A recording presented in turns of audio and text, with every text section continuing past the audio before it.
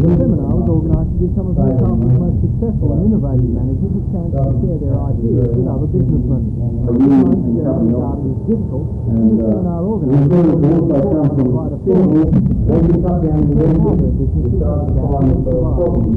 According to one of the organisers, Mr. Brian Cogan, the expertise to help Newcastle industry through the tough times is all here. We took the view that Newcastle managers, in particular the top managers in Newcastle, are very well equipped to deal with the difficulties they're in at the moment. We hope that their experience could be of value to other businessmen in Newcastle. One of the major things that have appeared today, the willingness of managers to talk about cooperative effort and trust and working together towards promoting the capacity of industry and of other services in Newcastle, both throughout Australia and overseas. The general message of the seminar was the need for Newcastle to work as a unit to sell itself and to make it an attractive proposition in a highly competitive market. Mr. Jim Kelly, General Manager of the Strait Dockyard, said the development of the United Front is essential if Newcastle is to gain large projects like the $1 billion submarine replacement program for the Navy. We have competition from South Australia particularly. We have competition from other states, and a lot of those other states there's a strong unity among the organisations there, and that's what we need to build yet in Newcastle, is a much greater unity between the organisations that could be involved in this project. It's not just a project for the Strait Dockyard, it's a project for the whole of Newcastle. Can't overemphasise that enough.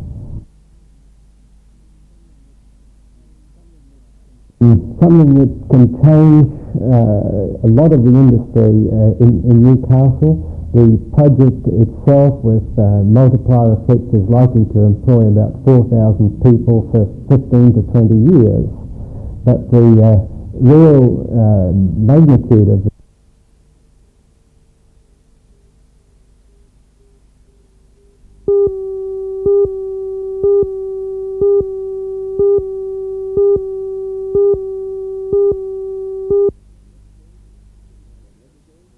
It's unnecessary because no case was proven to Fact Council.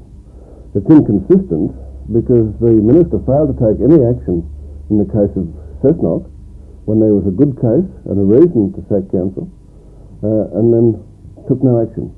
He did in Newcastle when there was no reason. And it's totally political in its whole operation. What do you think the sacking has achieved? Absolutely nothing. It has denigrated local government. It has left the sixth biggest city in Australia without local government. It's left the people of Newcastle without representation in the local government field, and that is wrong.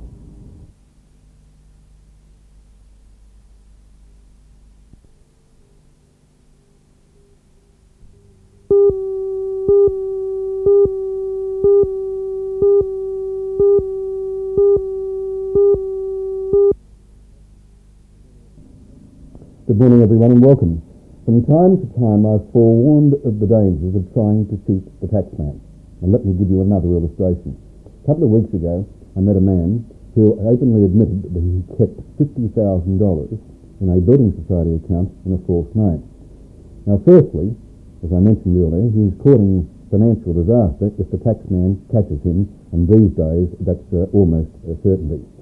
Secondly, and this is the most surprising thing of all, no one knew about the $50,000 account apart from the man concerned and the building society concerned.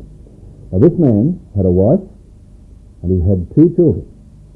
And if anything had happened to him, it would probably mean that that $50,000 would be lost forever in the sense of the family. Now, common sense would suggest, and I passed on this information to him, that there were legal ways and means of minimising the tax burden. And I again go back to my comments that he had a wife and 2 children. Well, firstly, his wife wasn't earning 1 cent of income from any source whatsoever, nor were the children. So he could have used the system and invested some of the money in his wife's name to earn up to $4,595 tax-free. And sure, he would have lost his wife as far as the spouse rebate is concerned, but even so, as a family, he would still be better off financially. And in the case of the 2 children, each child could earn $416, I repeat, $416.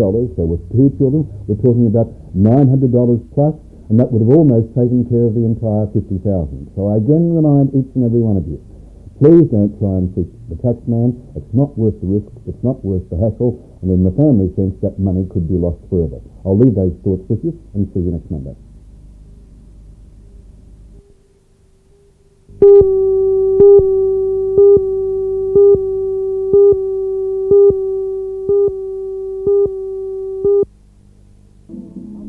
More than 80 of the state's top amateur surfers have been in Newcastle over the last 2 weekends, competing in the 4-day first round of the New South Wales title. The final day of the round at Dixon Park brought together the best kneeboarders, juniors and open age surfers. The surfers had a difficult time though, with the surf both small, at less than a metre, and choppy. The main event of the round was the open final, where Newcastle's Simon Law, seen here in the white vest, Mark Irons from Sydney and Mark Sainsbury and Ross Park-Jones from the Central Coast all put in solid performances. The surfers now go on to Wollongong in Sydney, where the remaining 2 rounds of the title will be held early this year. From there, the top 24 surfers in the state will go to compete in the Australian title in South Australia next May. Meanwhile, on Lake Macquarie, Newcastle competitors were showing their superiority in another yet more peaceful water sport. The Newcastle District Angling Association were the outright winners of the first ever estuary team fishing competition to be held in New South Wales. The local team were far too strong and defeated the other entrants, a team from the South Coast, one from the Central Coast and another from Wyong, by a healthy margin. Each team was made up of 10 people, and points were allocated to the size and number of fish caught. Between them, the teams caught nearly 83 kilograms of whiting, bream and flathead. For the organiser, Mr Barry DeFlont, the inaugural competition was a success, but next year he plans to do it differently. This competition was run in 2 short fishing sessions, which predominantly ran in daylight hours only, and didn't allow much scope for the genuine estuary fishermen that likes to fish into the night. Next year we're going from 4 p.m. Saturday till 10 a.m. Sunday, 1 fishing session right through, so it should give a good balance of daylight and night fishing for all competitors.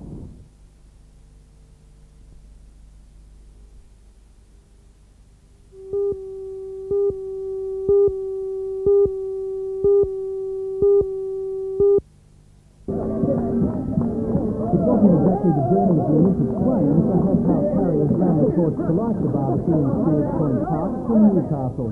But for the organisers and the people who attended, it was the start of their attempt to make the record book. To get the ball rolling, NBN newsreader Ray Deneen performed the official barbecue lighting and signalled the start of what was hoped to be the biggest cookout ever. He's away! He's away! The organisers, the Charlestown Apex Club, had been planning the event since February and had hoped to break an American record, which was set when 14,800 people attended the barbecue. It was hoped 15,000 people would attend yesterday's event, but after hundreds of steaks, sausages and onions were cooked and promptly consumed, the organisers realised they'd fallen well short of the record. When the day was over, the official count was 3,000. Certainly no record, but good business for the local butcher all the same. While they didn't set a record for the most people at a barbecue, they did enter the record book for the biggest barbecue hot plate.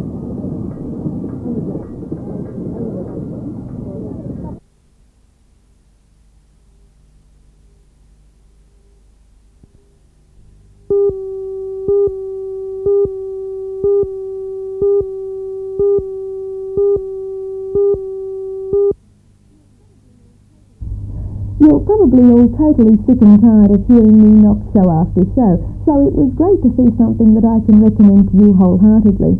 YTT Snoopy is an absolute delight. It's fresh, bright and funny and beautifully presented by its cast of 7 teenagers, playing the familiar comic strip characters, including Lucy, Peppermint Patty and, of course, Snoopy himself. Well, the show Snoopy is little more than a series of ironic observations on life, just as in the comic strip, punctuated by some very attractive songs. Sure, it's a slight show, but it's one that provides a very happy evening's entertainment. On opening night, the cast was very relaxed and confident, a tribute to themselves and, of course, to director Wendy Lease, but it was also a sure sign that this cast was adequately rehearsed, unlike many amateur shows we see. Well, I don't want to single out any of the performers because they all created very strong and recognisable characters and carried them right through from beginning to end. Well, this is one show that absolutely deserves a full house at every performance.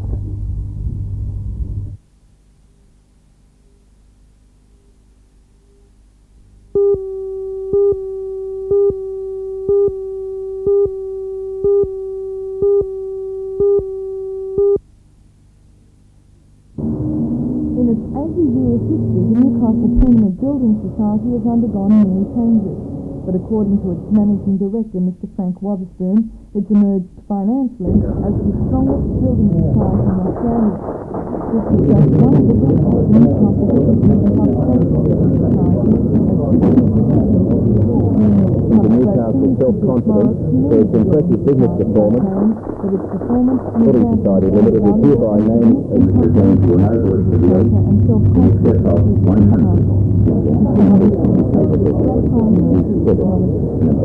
Why does the Building Society get involved with so many activities in the Hunter? Okay, apart from the finance that we provide for bricks and mortar, we recognise the fact that we have a social responsibility to the people, to the cultural, to the educational, to the sporting well-being of this community. We have 230,000 people who do business with us. Obviously, we have a debt to the community. Obviously, we do not resile from that responsibility.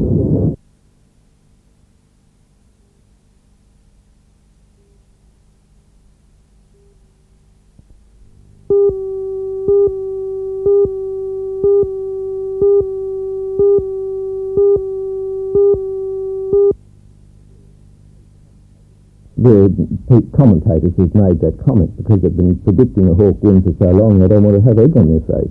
The fact is that Andrew Peacock came out very well, and even Mungo McCallum, who's been not exactly one of Andrew's fan club, said after the opening of the Liberal Party campaign in Melbourne that Andrew was simply superb. Now, Andrew Peacock has surprised a lot of people. I think he didn't know him as well as, perhaps say, knew Bob Hawke, who'd been exposed on the media for years and years as president of the ACTU and as president of the ALP. And they're now learning that Peacock is a good performer. Has Mr. Peacock left his run a bit late? No, I think it's better to make you run late than not at all. Those who've seen racehorses clear out and get a big lead sometimes find that the others left before it overtakes them. Senator Ray himself faces a debate with the Federal Attorney General Senator Gareth Evans tomorrow morning on the referendum. They are the opportunity for the people of Australia to express a view as to whether the Constitution should be changed. And there are a lot of people who take the attitude that it doesn't work too badly at the moment, and why muck around with it? Why not leave it as it is? Meanwhile, the opposition spokesman on tourism, Mr. Roger Shipton, visited Maitland today and says that penalty rates are holding back the growth potential of the tourism and hospitality industry. What we propose is not the abolition of penalty rates, but a completely new structure of penalty rates. I mean, it's just crazy to have an old factory type hour system where you work a 5-day week in the tourism industry, which is a 7-day-a-week industry. And we propose that the hours of any award, say it's a 40-hour-a-week award, ought to be worked in any 7 days before there's any overtime paid. And then you negotiate the terms and conditions between the employer and the employee.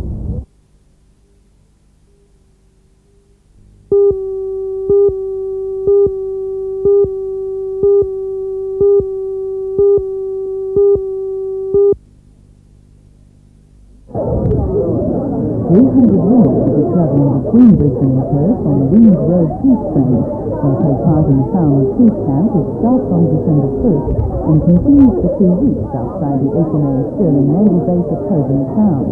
According to spokesperson Joan Salmon, the camp aims to carry on the tradition of the Pine Gap Women's Peace Camp last year and draw attention to the de facto US base at Coburn Sound, which they say makes Australia a retaliatory nuclear target. The buses in which the women will travel to Perth were today decked out with banners proclaiming the peace movement and the support received from over 40 Newcastle peace groups, trade unions and organisations. Newcastle women have joined it, but it was arranged by groups all across Australia. It's a women's protest and it's been supported by men all over Newcastle. The support has been absolutely fantastic. We feel that we have to go over there and protest about this because Australia is a nuclear target while these bases are here. And there's 160 bases going right across Australia, across the Pacific. And they're going to connect in with Coburn Sound, and Coburn Sound already connected with Rio Garcia. And this really makes us a nuclear target, even more so than the European ones, because there's more bases in the Pacific now than there are in Europe.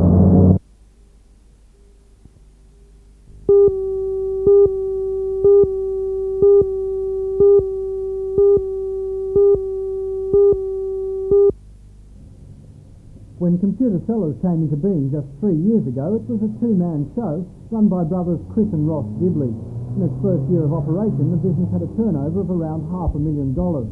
Now the business has a staff of 16, and in the last financial year, the business's turnover was $1.5 million. The company is one of 10 in New South Wales that have been selected for judging in the National Small Business Award in February. As well as being the first business in the Hunter to make the award, it is also the first microcomputer specialist in Australia to be selected. It's still basically a family business with 5 family members involved, and according to technical manager Chris Dibley, the company will continue to resist pressure to start up in Sydney. We're under a lot of pressure to open further outlets in the Sydney metropolitan area, but our plans tend to centre where we started, and that is in the Hunter Valley. We plan to expand to Muswellbrook, Singleton, Taree areas in the not-too-distant future. Why have you chosen that plan of expansion? Well, we feel that with the Sydney metropolitan area, it's fairly well covered, but there's very limited coverage for the people in this Hunter Valley area.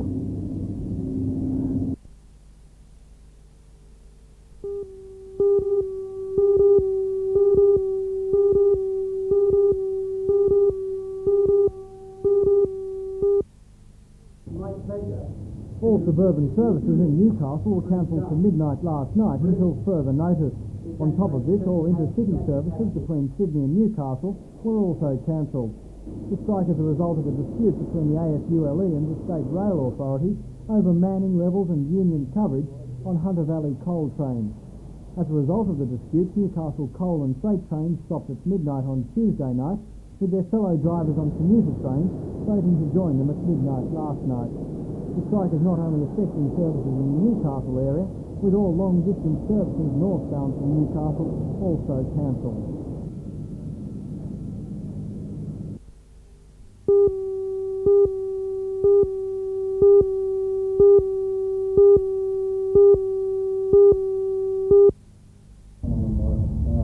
When the Newcastle City Council was sacked, the organisation of International Youth Year for the City of Newcastle went by the board. The council left behind a report from a task group set up to outline initiatives and proposals for the year, but beyond this, not much was done to coordinate the staging of IYY in the city.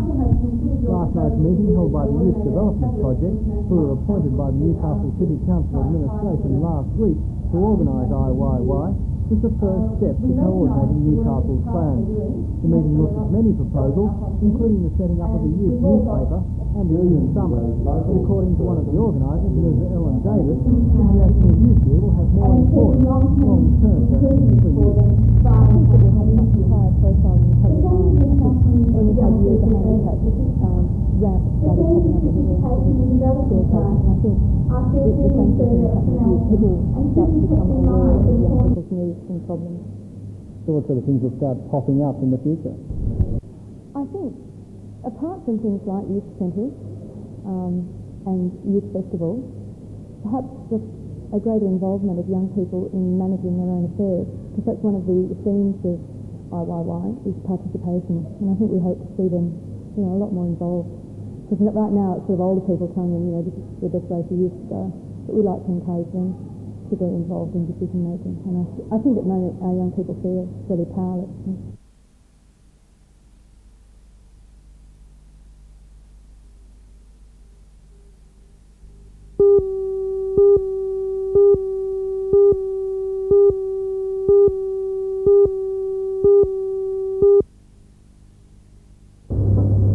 One of the 6 Australian air women to be posted to Butterworth in Malaysia is 23-year-old leading aircraft woman Terry Grant.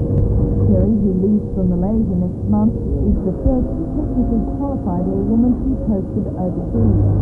As an airplane fitter, she's worked solely on Mirage jets and she'll continue that work in her new post. As part of her preparation for the trip, Terry has just completed a course in equipment fitting with 7 other airplane fitters to help integrate cooperation and to increase her understanding of Mirage electronics. Terry is one of the few women in this field, but she says her interest in science prompted her to try. It interests me. And the Air Force was the one place that I could do this sort of work. Outside you had to, it was a bit hard at the time, like with the girls that went for pilots jobs, they actually had to go to the discrimination board to become pilots. But the Air Force were allowing girls to do any sort of trade if they were qualified, would qualify, to do this sort of work. So it was big pants sort of thing. What does it mean to you to go to Butterworth? A lot. I love travelling overseas, it's my main ambition, and with the Air Force I've got a good job and I'm able to do that as well now.